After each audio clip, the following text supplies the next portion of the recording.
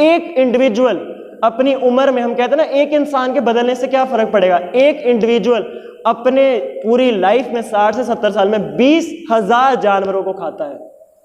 अब 20,000 अगर हम समझें कि वो प्लेट में मांस का टुकड़ा है तो बात अलग है, पर अगर हम समझें कि वो 20,000 को पहले जन्म मिला, उनको तुमने मारा, उनका एक सिर था, उनका एक परिवार था, उनके अंदर भी दिल था, उनके अंदर भी नसें थी, तो बात अलग है। 20,000 जानवर कोई छोटी मोटी रकम है?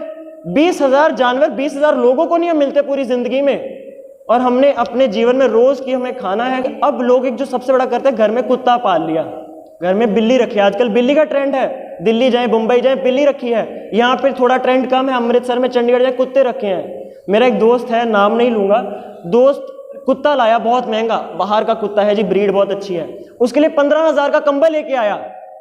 15,000 का कंबल लेकर आया कि इस कुत्ते को रात को, कुत्ता भी नहीं बोल सकते, उसका नाम है टॉमी, उसका नाम है, कुत्ता बोल के दिखाओ, आपसे वो लड़ाई कर लेगा कि कुत्ता कैसे बोला, कुत्ता तो है ही नहीं। मैंने कहा यार उसकी कुत्ता है, जानवर मेरे को दिख रहा नहीं, टॉमी नाम दिया, टॉमी बोल, हमारे घर का सदस्य है, ठीक है भाई, टॉमी टॉमी टॉमी, ठीक है जी, हम नहीं करेंगे।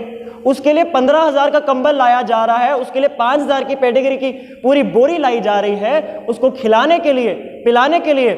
एक जानवर नहीं है, हमारे जिगर का टुकड़ा है, उसकी फोटोएं लगाई जा रही है घर में, हर कोने में उसकी फोटो है कि हमारा, उसको इतनी अटैचमेंट हो रही है कि मरने के बाद भी हम याद करते हैं। अटैचमेंट हो जाती है इंसानों से, जानवर से अटैचमेंट हो जाती है, पर क्या उस कुत्ते को देखकर, सॉरी टॉमी को देखकर आपको ये नहीं लगता कि शाम को जब आप किसी और जानवर को काटेंगे तो उसको भी उतना ही दुख होगा?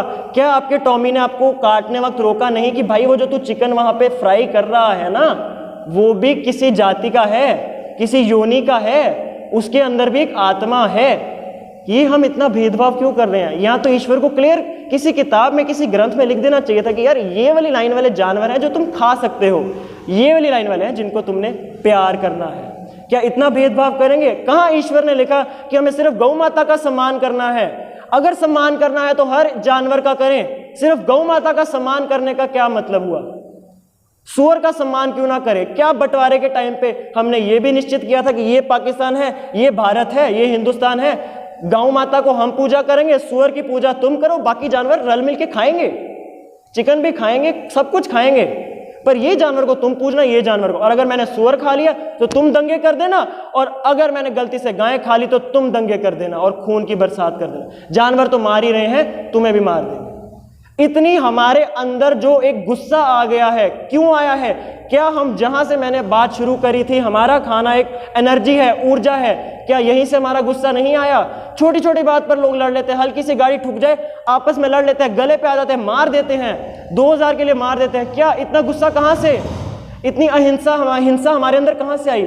जिस तरीके का जो भोजन हमने खाया, जो उसके अंदर हमने किसी का गला काटा, किसी का शोषण किया, उस तरीके से हमारे अंदर उतना ही गुस्सा आया, उतना ही प्रवेश किया। हम सत्संग में क्यों आते हैं? हम किसी गुरुद्वारे में क्यों जाते हैं? मन की शांति के लिए, कि कुछ 4 लफ्ज जो शास्त्री जी बोलते हैं, कोई भजन बोलेंगे, हमें शांति मिलेगी, हमें प्रेरणा मिलेगी कि हमें आगे सुकर्म कैसे करने हैं। पर हम क्या कर रहे हैं? सुबह तो सुकर्म कर लिए, मंदिर भी मत्था टेक लिया, आर्य समाज में हवन भी कर लिया, शाम को हमारा वही है, दारू पकड़ी, अगर दारू नहीं भी पीते चलो चिकन पकड़ा। दारू के नशे में तो लोगों को वैसे ही नहीं पता क्या खा रहे हैं। जब बंदा दारू के नशे में है तो उसको नहीं पता वो मीट खा रहा है, कुत्ते का खा रहा है, बिल्ली का खा रहा है, कुछ भी खा सकता है उसको।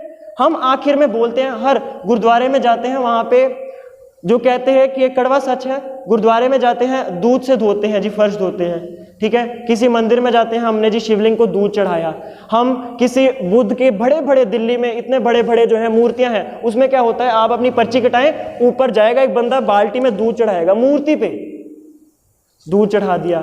चौथी बात, आर्य समाज में हम हवन करते हैं, देसी घी का प्रयोग करते हैं, सारी चीजों में जिसमें भी हमने किसी जानवर का पदार्थ लिया, किसी जानवर की चीज ली, क्या हमने अनुमति ली कि हमने आपके साथ क्रूरता करी या शोषण करा? ये चीज आपकी थी? हमने 400-500 रुपए में उस जीवन ले लिया किसी जानवर का।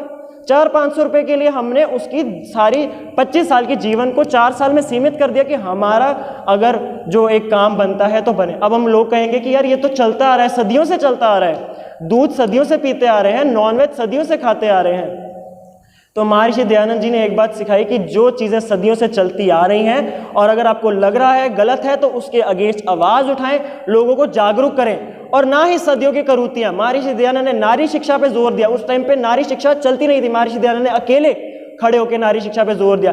कास्ट बहुत चलती थी, कास्टिज्म, ये ऊपर जात का है, छोटी जात का है, अगर हाथ भी मिला लें तो अन्याय हो जाएगा, पाप हो जाएगा, ये हो जाएगा। आजकल कम है। क्यों? महर्षि दयानंद का धन्यवाद करते हैं, उनकी कहानियां पढ़ते हैं। सती प्रथा का जमाना था, अगर ऐसा हो गया आपको जान देनी पड़ेगी। क्या हम उस महर्षि दयानंद के पथ पर अब चल रहे हैं कि अगर हमारे सामने कुछ गलत हो रहा है तो हम आवाज उठाएं, उसके अगेंस्ट जागरूकता फैलाएं, या फिर हम कह रहे हैं कि नहीं कोई बात नहीं, चल रहा है, चलते दो, रोज का हमारा जो पिछले 20 साल से चलता आ रहा है शेड्यूल हम फॉलो करेंगे, हम जाएंगे, मत्था टेकेंगे, ठीक है। महर्षि दयानंद को सिर्फ पढ़ना हमारा एक मोटिव नहीं है कि पढ़ लिया तब शाबाशी दे दी, वाह क्या काम कर दिया। ये जितने भी महा लोगों की हमने यहाँ फोटो लगाए, इन्होंने ये काम कर दिया, इन्होंने ये, सिर्फ जानना नहीं, उसको समझना, सुनना, अपने लाइफ में देखना कि क्या ये मेरे जैसा काम मैं कुछ कर रहा हूँ। अगर मैं श्री कृष्ण की तुलना करता हूँ अपने से तो क्या मैं श्री कृष्ण जैसा बनने की कोशिश कर रहा हूँ? क्या मैं महर्षि दयानंद की तरह सच्चाई के रास्ते पे चल रहा हूँ? अगर नहीं तो क्यों नहीं। इसके साथ ही मैं धन्यवाद करना चाहूँगा जितने भी लोगों ने सुना।